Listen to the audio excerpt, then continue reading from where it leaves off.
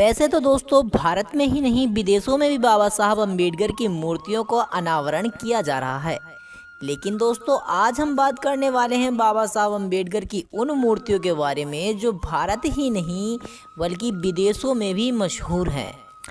सबसे पहले मैं यहाँ पर एक प्रश्न की बात बता दूं कि हमारे भारत देश में सबसे ज़्यादा मूर्तियाँ दुनिया भर में बाबा साहब अम्बेडकर की हैं और 3 मूर्तियाँ तो हमारे भारत देश में ऐसी हैं जो बनी हुई तो भारत में है लेकिन वे दुनिया भर में नहीं विश्व में भी मशहूर हैं। तो चलिए दोस्तों ये तो हुई भारत की बात। अब जानते हैं कि आखिर कितने देशों में बाबा साहब भीमराव अंबेडकर की मूर्तियों का अनावरण किया जा रहा है।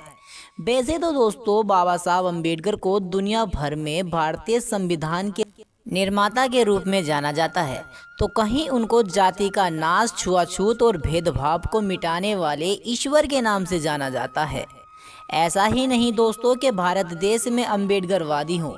आज पढ़ लिख कर हर इंसान देश विदेश घूम रहा है तो वह भी जानता है कि हाँ मैं अम्बेडकरवादी हूँ और वह नकारता नहीं है। इसी के साथ हम बताते हैं आप लोगों को आखिर कौन सा देश बाबा साहब अम्बेडकर की मूर्ति का अनावरण कर रहा है। सबसे पहले हम बात कर लेते हैं चाइना की।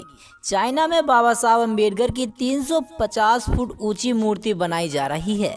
जी हाँ दोस्तों, ये इतिहास में बाबा साहब अम्बेडकर की सबसे ऊंची प्रतिमाओं में से एक होगी जो बनाई जा रही है चाइना देश में, क्योंकि वहाँ पर बौद्ध धर्म को मानने वाले बहुत लोग हैं और बाबा साहब अम्बेडकर ने भी बौद्ध धर्म का प्रचार कर अपना जीवन आगे बढ़ाया, तो इसीलिए वहाँ पर बाबा साहब अम्बेडकर की प्रतिमा को बनाया जा रहा है।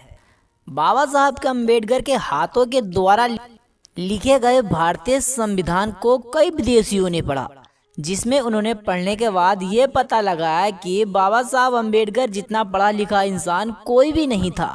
जितनी बुद्धि और दिमाग बाबा साहब के अंदर था, इस तरह का इंसान भारत में ही पैदा हुआ है, वरना कहीं ऐसा इंसान आज के समय में आना मुश्किल है।